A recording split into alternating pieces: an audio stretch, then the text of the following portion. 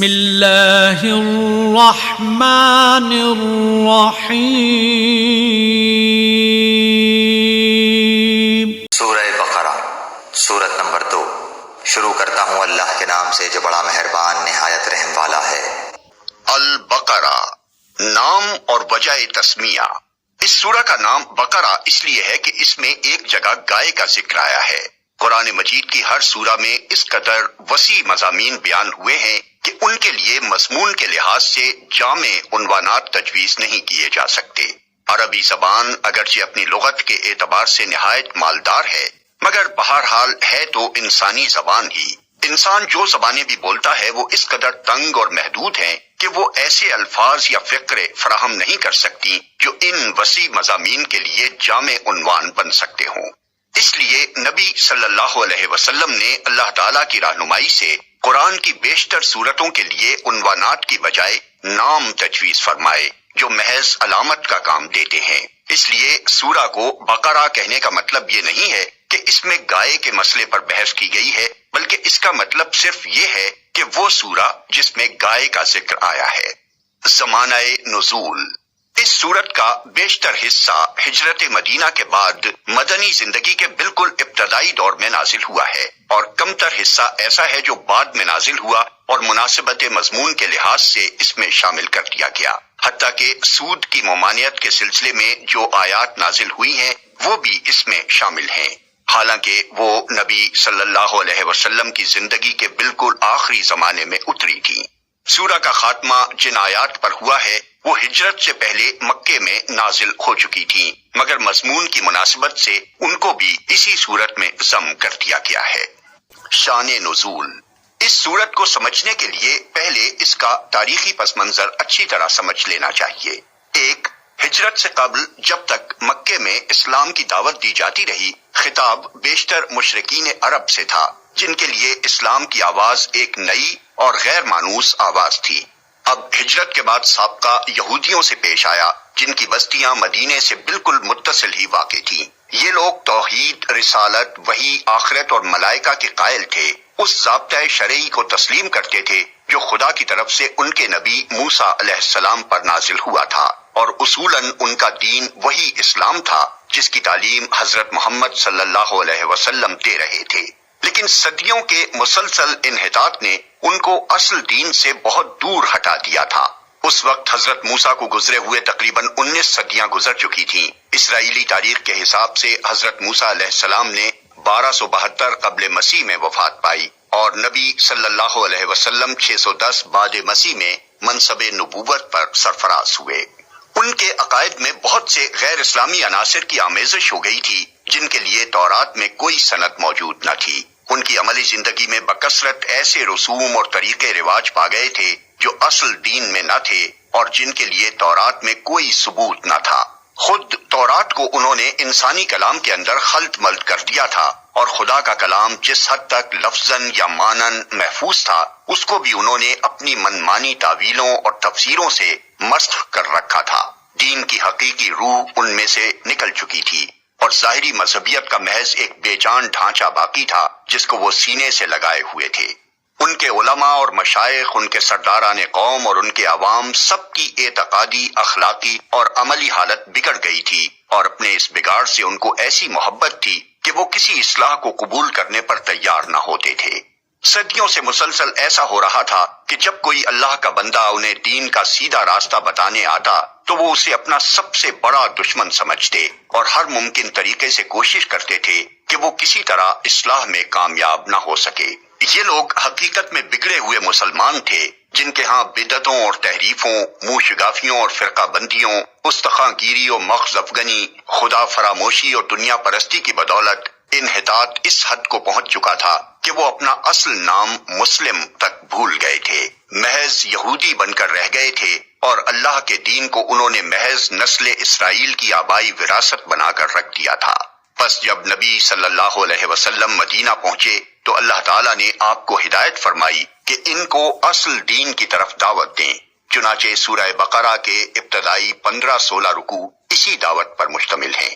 ان میں یہودیوں کی تاریخ اور ان کی اخلاقی و مذہبی حالت پر جس طرح تنقید کی گئی ہے اور جس طرح ان کے بگڑے ہوئے مذہب و اخلاق کی نمایاں خصوصیات کے مقابلے میں حقیقی دین کے اصول پہلو بپہلو پیش کیے گئے ہیں، اس سے یہ بات بالکل آئینے کی طرح واضح ہو جاتی ہے کہ ایک پیغمبر کی امت کے بگاڑ کی نوعیت کیا ہوتی ہے۔ رسمی دینداری کے مقابلے میں حقیقی دینداری کس چیز کا نام ہے، دین حق کے بنیادی اصول کیا ہیں اور خدا کی نگاہ میں اصل اہمیت کن چیزوں کی ہے۔ 2.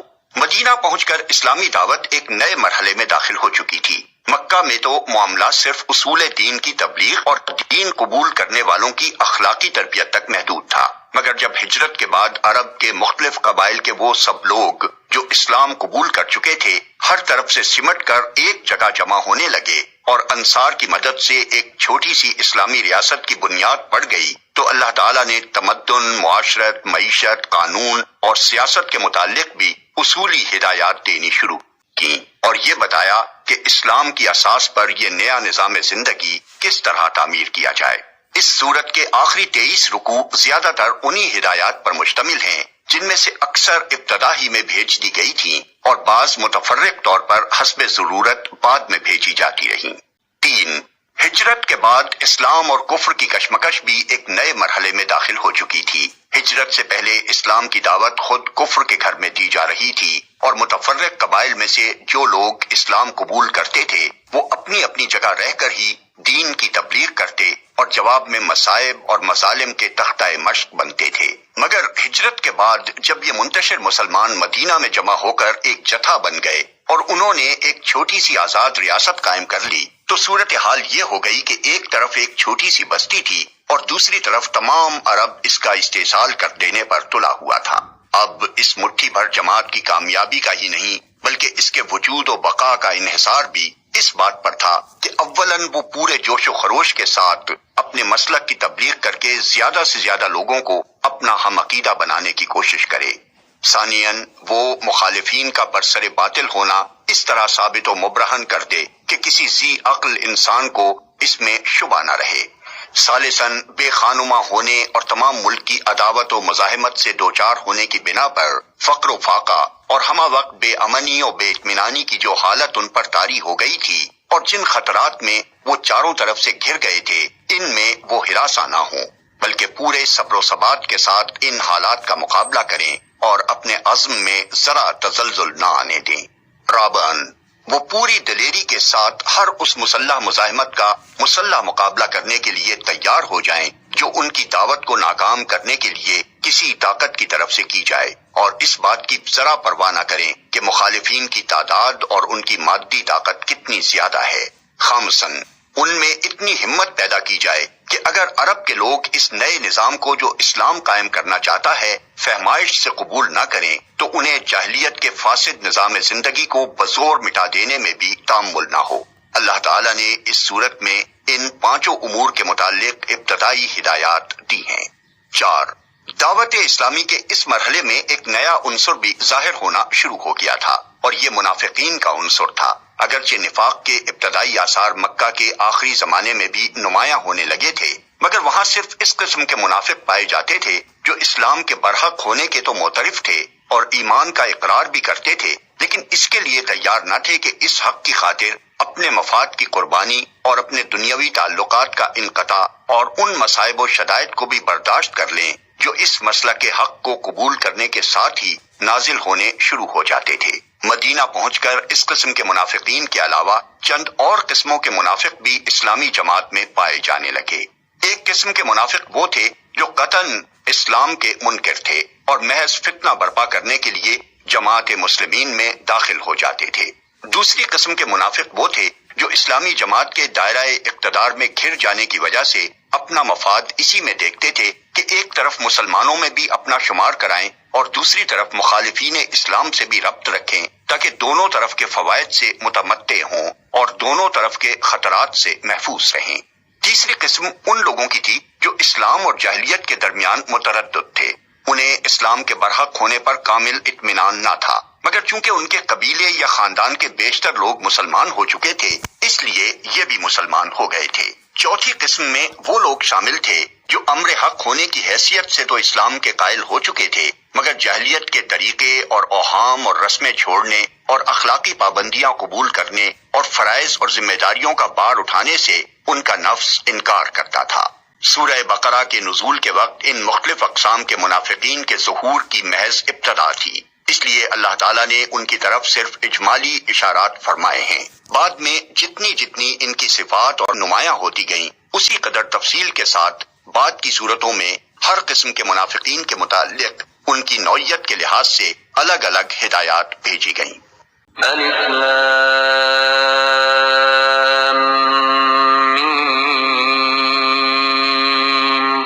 الف لام میم۔ الف لام میم۔ یہ حروف مقطعات قرآن مجید کی بعض صورتوں کے آغاز میں پائے جاتے ہیں۔ جس زمانے میں قرآن مجید نازل ہوا ہے، اس دور کے اسالیب بیان میں اس طرح کے حروف مقطعات کا استعمال عام طور پر معروف تھا۔ خطیب اور شعراء دونوں اس اسلوب سے کام لیتے تھے، چنانچہ اب بھی کلام جاہلیت کے جو نمونے محفوظ ہیں ان میں اس کی مثالیں ہمیں ملتی ہیں۔ اس استعمال عام کی وجہ سے یہ مقطعات کوئی چیزتا نہ تھے جس کو بولنے والے کے سوا کوئی نہ سمجھتا ہو، بلکہ سامعین بالعموم جانتے تھے کہ ان سے مراد کیا ہے۔ یہی وجہ ہے کہ قرآن کے خلاف نبی صلی اللہ علیہ وسلم کے ہم اصل مخالفین میں سے کسی نے بھی یہ اعتراض کبھی نہیں کیا کہ یہ بے معنی حروف کیسے ہیں جو تم بعض صورتوں کی ابتدا میں بولتے ہو، اور یہی وجہ ہے کہ صحابہ کرام رضوان اللہ تعالی علیہم اجمعین سے بھی ایسی کوئی روایت منقول نہیں ہے کہ انہوں نے نبی صلی اللہ علیہ وسلم سے ان کے معنی پوچھے ہوں۔ بعد میں یہ اسلوب عربی زبان میں متروک ہوتا چلا گیا اور اس بنا پر مفسرین کے لیے ان کے معنی متعین کرنا مشکل ہو گیا، لیکن یہ ظاہر ہے کہ نہ تو ان حروف کا مفہوم سمجھنے پر قرآن سے ہدایت حاصل کرنے کا انحصار ہے، اور نہ یہی بات ہے کہ اگر کوئی شخص ان کے معنی نہ جانے گا تو اس کے راہ راست پانے میں کوئی نقص رہ جائے گا۔ لہذا ایک عام ناظر کے لیے کچھ ضروری نہیں ہے کہ وہ ان کی تحقیق میں سرگرداں ہو۔ ذلك الكتاب لا ريب فيه هدى للمتقين۔ اس کتاب کے اللہ کی کتاب ہونے میں کوئی شک نہیں، پرہیزگاروں کو راہ دکھانے والی ہے۔ اس کا ایک سیدھا سادہ مطلب تو یہ ہے کہ بے شک یہ اللہ کی کتاب ہے، مگر ایک مطلب یہ بھی ہو سکتا ہے کہ یہ ایسی کتاب ہے جس میں شک کی کوئی بات نہیں ہے۔ دنیا میں جتنی کتابیں امور ما بعد طبیعت اور حقائق ما برائے ادراک سے بحث کرتی ہیں وہ سب قیاس و گمان پر مبنی ہیں، اس لیے خود ان کے مصنف بھی اپنے بیانات کے بارے میں شک سے پاک نہیں ہو سکتے، خواہ وہ کتنے ہی یقین کا اظہار کریں۔ لیکن یہ ایسی کتاب ہے جو سراسر علم حقیقت پر مبنی ہے، اس کا مصنف وہ ہے جو تمام حقیقتوں کا علم رکھتا ہے، اس لیے فی الواقع اس میں شک کے لیے کوئی جگہ نہیں۔ یہ دوسری بات ہے کہ انسان اپنی نادانی کی بنا پر اس کے بیانات میں شک کریں۔ الذين يؤمنون بالغيب ويقيمون الصلاة ومما رزقناهم ينفقون۔ جو لوگ غیب پر ایمان لاتے ہیں اور نماز کو قائم رکھتے ہیں اور ہمارے دیے ہوئے مال میں سے خرچ کرتے ہیں۔ یعنی یہ کتاب ہے تو سراسر ہدایت اور رہنمائی، مگر اس سے فائدہ اٹھانے کے لیے ضروری ہے کہ آدمی میں چند صفات پائی جاتی ہوں۔ ان میں سے اولین صفت یہ ہے کہ آدمی پرہیزگار ہو، بھلائی اور برائی میں تمیز کرتا ہو، برائی سے بچنا چاہتا ہو، بھلائی کا طالب ہو اور اس پر عمل کرنے کا خواہش مند ہو۔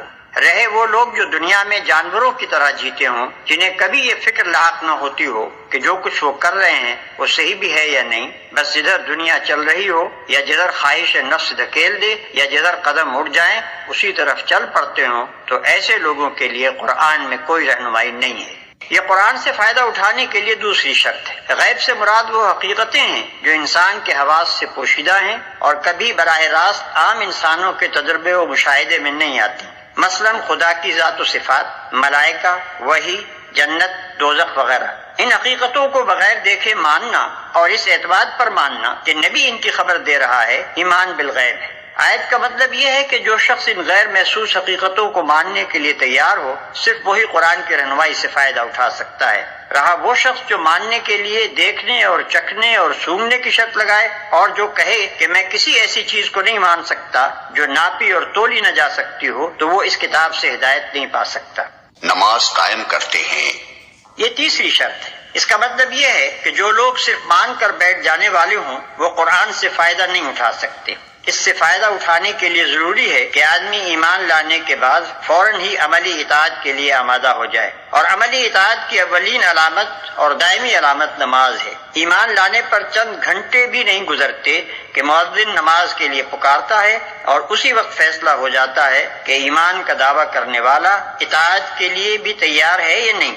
پھر یہ مؤذن روز 5 وقت پکارتا رہتا ہے، اور جب بھی انسان اس کی پکار پر لبیک نہ کہے، اسی وقت ظاہر ہو جاتا ہے کہ مدعی ایمان اطاعت سے خارج ہو گیا ہے۔ پس ترک نماز دراصل ترک اطاعت ہے، اور ظاہر بات ہے کہ جو شخص کسی کی ہدایت پر کاربند ہونے کے لیے ہی تیار نہ ہو، اس کے لیے ہدایت دینا اور نہ دینا یکساں ہے۔ یہاں یہ بھی سمجھ لینا چاہیے کہ اقامت صلاۃ ایک جامع اصطلاح ہے۔ اس کے معنی صرف یہی نہیں ہے کہ آدمی پابندی کے ساتھ نماز ادا کرے، بلکہ اس کا مطلب یہ ہے کہ اجتماعی طور پر نماز کا نظام باقاعدہ قائم کیا جائے۔ اگر کسی بستی میں ایک شخص انفرادی طور پر نماز کا پابند ہو، لیکن جماعت کے ساتھ اس فرض کے ادا کرنے کا نظم نہ ہو، تو یہ نہیں کہا جا سکتا کہ وہاں نماز قائم کی جا رہی ہے۔ جو رزق ہم نے ان کو دیا ہے اس میں سے خرچ کرتے ہیں۔ یہ قرآن کی رہنمائی سے فائدہ اٹھانے کے لیے چوتھی شرط ہے کہ آدمی تنگ دل نہ ہو، زر پرست نہ ہو، اس کے مال میں خدا اور بندوں کے جو حقوق مقرر کیے جائیں انہیں ادا کرنے کے لیے تیار ہو۔ جس چیز پر ایمان لایا ہے اس کی خاطر مال قربانی کرنے میں بھی دریغ نہ کرے۔ والذین یؤمنون بما انزل الیک وما انزل من قبلک وبالآخرۃ هم یوقنون۔ اور جو لوگ ایمان لاتے ہیں اس پر جو آپ کی طرف اتارا گیا اور جو آپ سے پہلے اتارا گیا، اور وہ آخرت پر بھی یقین رکھتے ہیں۔ جو کتاب تم پر نازل کی گئی ہے یعنی قرآن، اور جو کتابیں تم سے پہلے نازل کی گئی تھیں ان سب پر ایمان لاتے ہیں۔ یہ 5ویں شرط ہے کہ آدمی ان تمام کتابوں کو برحق تسلیم کرے جو وحی کے ذریعے سے خدا نے محمد صلی اللہ علیہ وسلم اور ان سے پہلے کے انبیاء پر مختلف زمانوں اور ملکوں میں نازل کی۔ اس شرط کی بنا پر قرآن کی ہدایت کا دروازہ ان سب لوگوں پر بند ہے جو سرے سے اس ضرورت ہی کے قائل نہ ہوں کہ انسان کو خدا کی طرف سے ہدایت ملنی چاہیے، یا اس ضرورت کے تو قائل ہوں مگر اس کے لیے وحی اور رسالت کی طرف رجوع کرنا غیر ضروری سمجھتے ہوں، اور خود کچھ نظریات قائم کر کے انہی کو خدائی ہدایت قرار دے بیٹھیں، یا آسمانی کتابوں کے بھی قائل ہوں مگر صرف اس کتاب یا ان کتابوں پر ایمان لائیں جنہیں ان کے باپ دادا مانتے چلے آئے ہیں۔ رہی اسی سرچشمے سے نکلی ہوئی دوسری ہدایات تو وہ ان کو قبول کرنے سے انکار کر دیں۔ ایسے سب لوگوں کو الگ کر کے قرآن اپنا چشمہ فیض صرف ان لوگوں کے لیے کھولتا ہے جو اپنے آپ کو خدائی ہدایت کا محتاج بھی مانتے ہوں اور یہ بھی تسلیم کرتے ہوں کہ خدا کی یہ ہدایت ہر انسان کے پاس الگ الگ نہیں آتی بلکہ انبیاء اور کتب آسمانی کے ذریعے سے ہی خلق تک پہنچتی ہے، اور پھر وہ کسی نسلی و قومی تعصب میں بھی مبتلا نہ ہو بلکہ خالص حق کے پرستار ہوں۔ اس لیے حق جہاں جہاں جس شکل میں بھی آیا ہے اس کے آگے سر جھکا دیں اور آخرت پر یقین رکھتے ہیں۔ یہ چھٹی اور آخری شرط ہے۔ آخرت ایک جامع لفظ ہے جس کا اطلاق بہت سے عقائد کے مجموعے پر ہوتا ہے۔ اس میں حسب ذیل عقائد شامل ہیں۔ 1 یہ کہ انسان اس دنیا میں غیر ذمہ دار نہیں ہے بلکہ اپنے تمام اعمال کے لیے خدا کے سامنے جواب دہ ہے۔ 2 یہ کہ دنیا کا موجودہ نظام ابدی نہیں ہے بلکہ ایک وقت پر جس سے صرف خدا ہی جانتا ہے اس کا خاتمہ ہو جائے گا۔ 3 یہ کہ اس عالم کے خاتمے کے بعد خدا ایک دوسرا عالم بنائے گا اور اس میں پوری نوع انسانی کو جو ابتدائے آفرینش سے قیامت تک زمین پر پیدا ہوئی تھی بیک وقت دوبارہ پیدا کرے گا اور سب کو جمع کر کے ان کے اعمال کا حساب لے گا اور ہر ایک کو اس کے کیے کا پورا پورا بدلہ دے گا۔ 4 یہ کہ خدا کے اس فیصلے کی روح سے جو لوگ نیک قرار پائیں گے وہ جنت میں جائیں گے اور جو لوگ بد ٹھہریں گے وہ دوزخ میں ڈالے جائیں گے۔ 5 یہ کہ کامیابی اور ناکامی کا اصلی معیار موجودگی کی خوشحالی و بدحالی نہیں ہے بلکہ در حقیقت کامیاب انسان وہ ہے جو خدا کے آخری فیصلے میں کامیاب ٹھہرے اور ناکام وہ ہے جو وہاں ناکام ہو۔ عقائد کے اس مجموعے پر جن لوگوں کو یقین نہ ہو وہ قرآن سے کوئی فائدہ نہیں اٹھا سکتے، کیونکہ ان باتوں کا انکار تو درکنار، اگر کسی کے دل میں ان کی طرف سے شک اور تذبذب کی کیفیت بھی ہو تو وہ اس راستے پر نہیں چل سکتا جو انسانی زندگی کے لیے قرآن نے تجویز کیا ہے۔ اولئک علی ھدی من ربہم واولئک هم المفلحون۔ یہی لوگ اپنے رب کی طرف سے ہدایت پر ہیں اور یہی لوگ فلاح اور اور نجات پانے والے ہیں۔ إن الذين كفروا سواء عليهم أأنذرتهم أم لم تنذرهم لا يؤمنون۔ کافروں کو آپ کا ڈرانا یا نہ ڈرانا برابر ہے، یہ لوگ ایمان نہ لائیں گے۔ جن لوگوں نے ان باتوں کو تسلیم کرنے سے انکار کر دیا، یعنی وہ 6 کی 6 شرطیں جن کا ذکر اوپر ہوا ہے پوری نہ کی، اور ان سب کو یا ان میں سے کسی ایک کو بھی قبول کرنے سے انکار کر دیا۔ ختم الله على قلوبهم وعلى سمعهم وعلى أبصارهم غشاوة ولهم عذاب عظيم۔ اللہ تعالیٰ نے ان کے دلوں پر اور ان کے کانوں پر مہر کر دی ہے، اور ان کی آنکھوں پر پردہ ہے، اور ان کے لیے بڑا عذاب ہے۔ اللہ نے ان کے دلوں اور ان کے کانوں پر مہر لگا دی ہے۔